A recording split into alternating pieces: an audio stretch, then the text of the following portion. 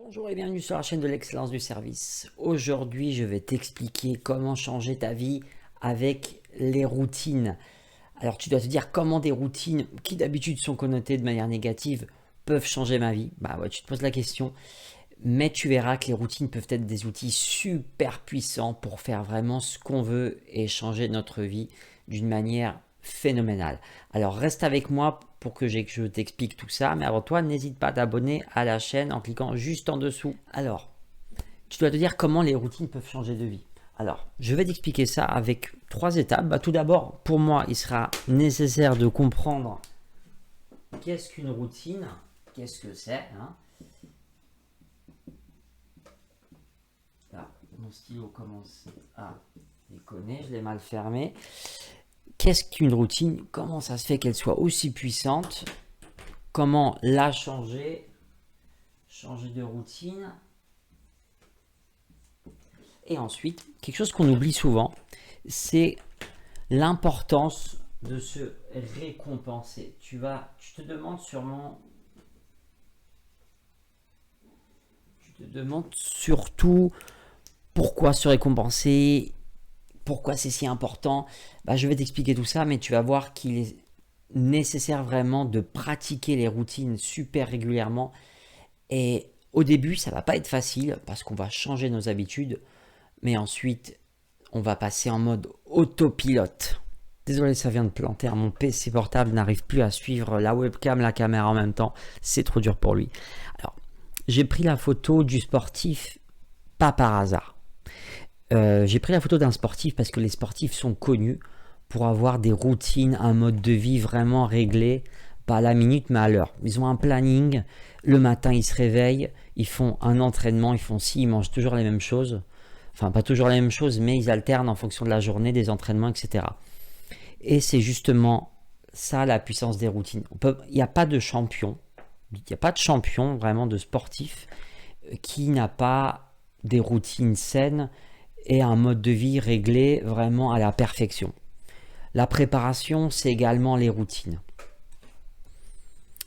Et justement, quand on y pense, les routines composent une grande partie de notre quotidien. Vraiment, pose-toi la question, qu'est-ce que je fais par habitude? J'ai quelques exemples tout simples. Je me réveille à 7 heures par exemple pour aller au travail.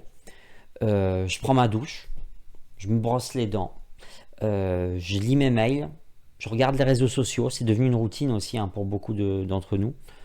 Je regarde le JT de 20 heures, etc. Donc tu vois qu'une grande partie de nos journées sont composées de routines. Alors qu'est-ce qu'une routine? Qu'est-ce qu'une routine? Tu vas te dire c'est faire toujours la même chose, on a toujours cette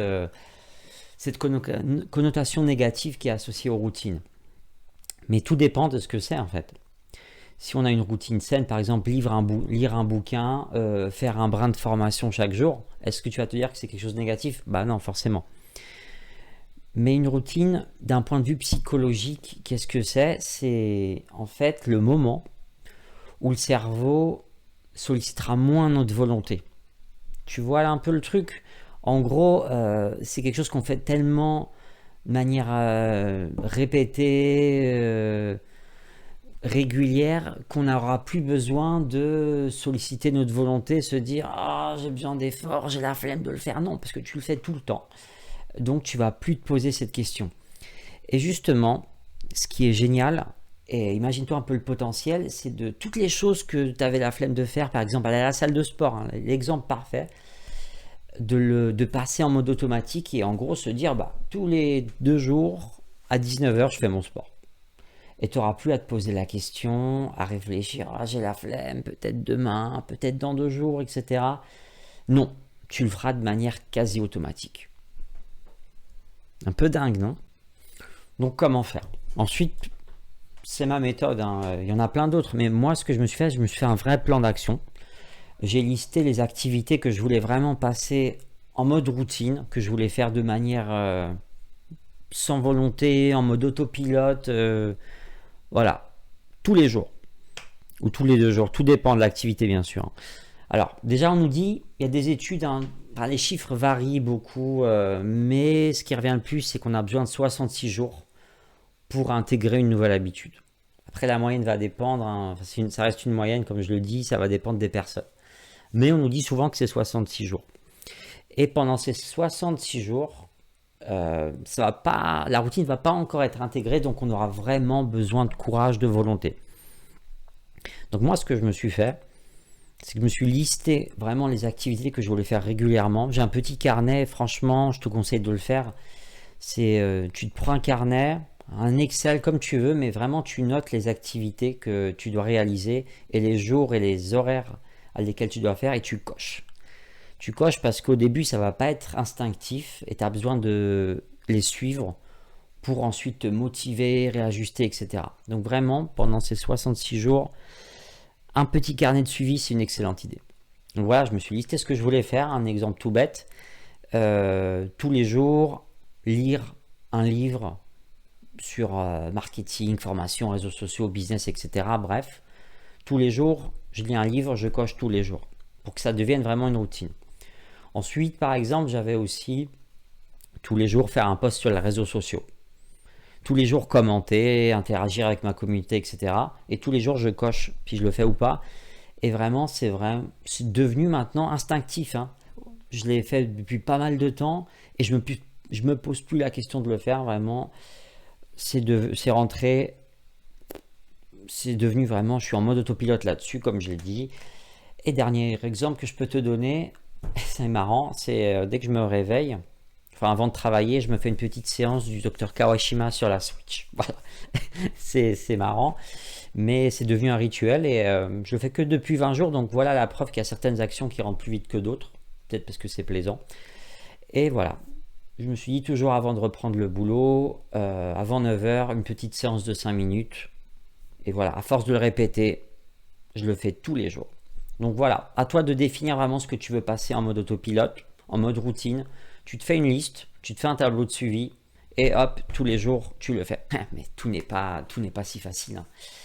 Tout n'est pas si facile et c'est là justement où va arriver, je vais y arriver, l'importance de se récompenser pour chaque routine. En fait, il faut que tu saches que derrière chaque action routinière, il y a un déclencheur, hein, c'est ce qu'on dit déclencheur. Par exemple, quand tu te lèves le matin, c'est quoi le déclencheur? C'est ton réveil, tout simplement. Quand tu prends ta douche, le déclencheur, c'est que tu es debout. Enfin, un truc tout bête. Aller sur les réseaux sociaux, ça peut être une notification. Tu as une notif sur ton téléphone, quelqu'un commente, tu vas y aller. Moi, par exemple, pour aller à la salle de sport, ou même dehors, mon déclencheur, c'était à voir le sac près de l'entrée. Voilà, c'est vrai, ça, c'est à toi de le faire, hein. Tu peux te faire des déclencheurs. Par exemple, tu te mets une alarme, hein, c'est vraiment quelque chose de tout bête. Tu te mets une alarme, par exemple, à 19h pour aller à la salle de sport, lire ton livre, etc. Un autre déclencheur, ça peut être dès que tu es au lit. Voilà, dès que tu es au lit, tu bouquines, tu lis le livre que tu voulais faire, etc. Donc, avant chaque action routinière, il y a un petit stimuli qui dit ah bah tiens, c'est le moment de faire ça.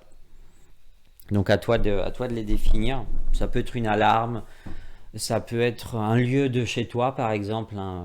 Voilà, à toi de définir ça. Et ensuite, ce qui est important, c'est vraiment derrière chaque action routinière, avant que tu intègres ça dans ton mode de vie, ça va être de se faire des petites récompenses. Peut-être pas tout le temps, mais de temps en temps. Par exemple, c'est vraiment des choses toutes bêtes. Par exemple, après chaque séance de sport, tu te manges un petit truc sympa, pas trop fat, hein, pour pas gaspiller les bénéfices de ta séance de sport, mais quelque chose de sympa. Euh, Qu'est-ce que je peux te donner comme exemple? Voilà, moi, après ma séance du docteur Kaoshima, je me prends un petit café avec un petit caramel. Quelque chose tout bête, mais vraiment qui te fait plaisir.